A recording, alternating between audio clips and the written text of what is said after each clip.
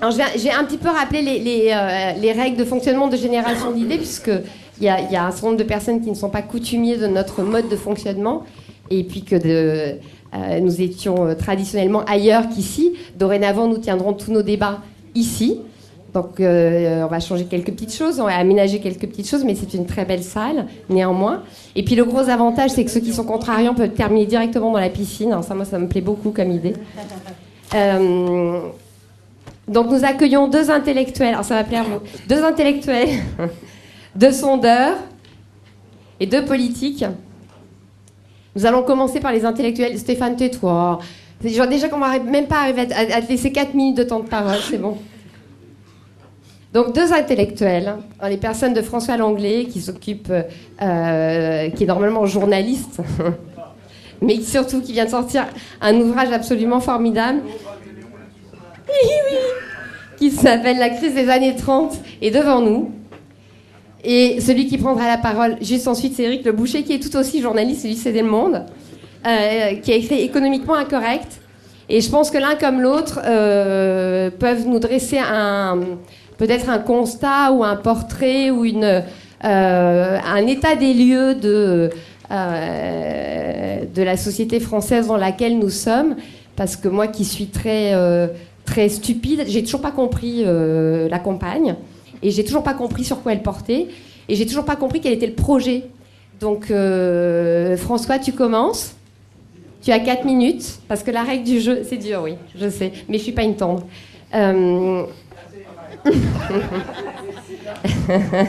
la règle du... C'est bon, genre...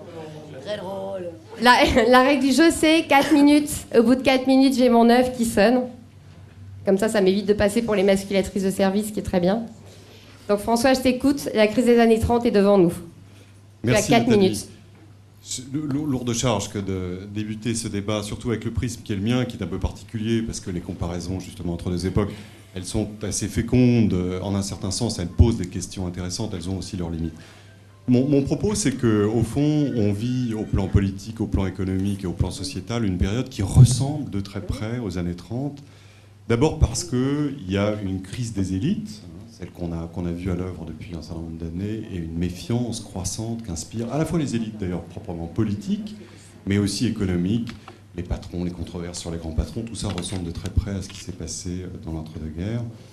Autre trait, similitude assez importante, c'est la montée du populisme, c'est-à-dire une espèce d'exaltation régressive des vertus du peuple, qu'on a vu à l'œuvre à la fois chez Ségolène Royal et chez Sarkozy, chez Bayrou également d'ailleurs.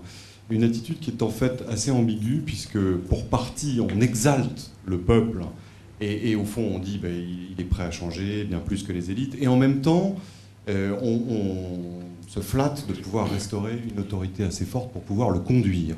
Là encore, on a du mal à régler le curseur, au fond, et cette espèce de symbiose naturelle qui est le propre des démocraties vivantes, entre le peuple et l'élite qu'elle a choisie, me semble rompue justement dans la France contemporaine. Autre élément tout à fait spectaculaire, là, on n'a pas le temps de se plonger dans les déclarations, mais les propos prononcés dans les années 30 ressemblent de très près à ceux qu'on a entendus pendant la campagne sur l'identité nationale. Et l'ordre juste aussi.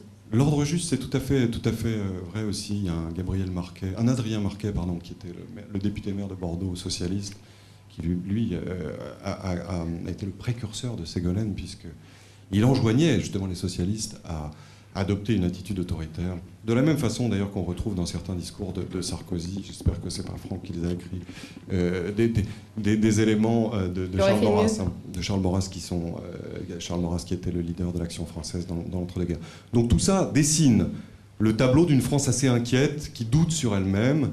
Et alors quand on élargit un peu la comparaison, on voit que la situation internationale est assez voisine, c'est-à-dire que c'est une situation de retournement où, à la fois sur le plan macroéconomique ou macro-financier, sur le plan géopolitique et sur le plan de la construction communautaire, on est probablement à un point de bascule où toutes les choses qu'on a fait dans les 15 ou 20 dernières années s'apprêtent à s'inverser. Je n'ai pas le temps de détailler, je ne le fais pas. Tout ça pour dire que quand le monde change, et c'est sans doute le cas, sous la pression à la fois d'innovation technologique et puis de réorganisation dans la hiérarchie des puissances économiques mondiales, quand le monde change, la France doute d'elle-même et rechigne à changer. Et nous en sommes probablement là.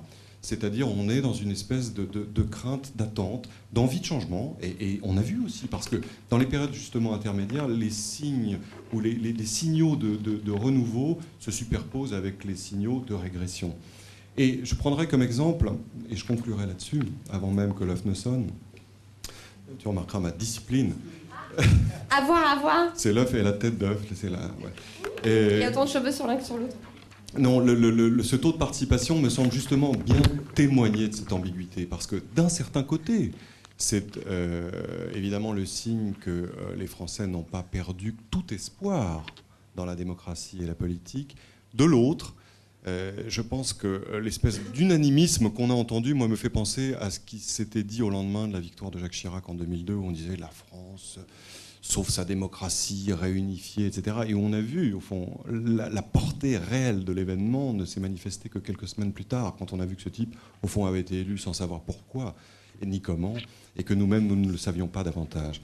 Donc, méfions-nous, attendons un petit peu de voir quel est le véritable sens des choses. Je vois quand même dans le score des 3 premiers du premier tour quelque chose qui n'a pas été souligné, mais qui me semble vrai, c'est que ces 3-là ont commis un meurtre. Ils ont sorti le sortant de leur camp. Et on a vu Sarkozy qui a tué le père, évidemment, le vieux parrain, Chirac, donc il y a eu un parricide. On a vu Ségolène qui a tué son conjoint. On a vu un maricide, quoi. Et puis Bayrou qui n'en finit pas de tuer Giscard, puisque au fond il rompt avec ce quart de siècle qui a fait de la force centriste une force qui n'est qu'un supplétif de la droite et qui essaie de se positionner autrement. Donc au fond, on a sorti les sortants avant même d'avoir voté, et je pense que ça explique en partie l'engouement qu'ont suscité ces 3-là. Autrement dit, ça ne me semble pas présager du fait que tout soit réglé aujourd'hui. Et tu n'es pas discipliné parce que tu as largement dépassé ton temps de parole. Éric, toi qui es l'auteur d'un ouvrage qui, je pense, comme celui de François Fradat, qui s'appelle Économiquement incorrect, qu'est-ce que tu as pensé de cette campagne, des sujets économiques? Est-ce qu'ils ont été traités, pas traités, le projet des candidats? Et puis surtout, est-ce que tu partages ce que vient de nous dire François, à savoir que chacun de nos candidats surfe sur un mot qui s'appelle la rupture, sans voir qu'ils subissent une rupture qui est celle de la modernité?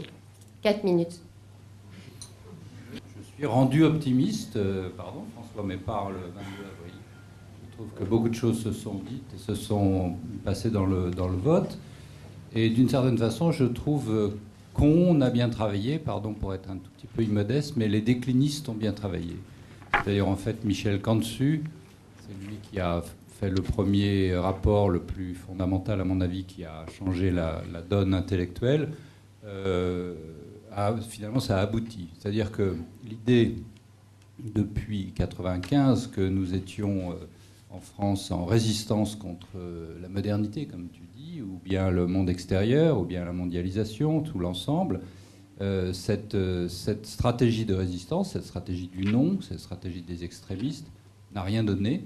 Et les Français ont compris que ça n'avait fait que de consolider l'immobilisme. Et que donc, il fallait redonner la parole aux partis majoritaires, les 3 dont parlait François, qui ont obtenu en effet 75% des voix contre 42 en 2002, et donc leur redonner la parole pour qu'enfin ils fassent des réformes. Reste à savoir lesquelles, comment, etc. Pour moi, ça a été quand même très clair, ce message, on veut des réformes. Point. C'est-à-dire c'est un changement total, à 180 degrés de la période qu'on a vécu, disons que la période Chirac. Chirac étant l'empereur de l'immobilisme. Je croyais de l'immobilier. Non, oui aussi peut-être. Oui. L'empereur de l'immobilier et le président de l'immobilisme. Tu me perturbes là. J'aurais jamais un bon. Par ailleurs, donc, c'est un oui aux réformes. Bon, alors lesquelles c'était pas si mauvais non plus. Concrètement, on a une réforme de quoi? De l'université, de la recherche et du marché du travail. Les économistes ne sont pas mécontents si on avance dans cette voie-là, ou dans ces 3 voies-là. Ce sont en effet celles qu'ils avaient plutôt recommandées.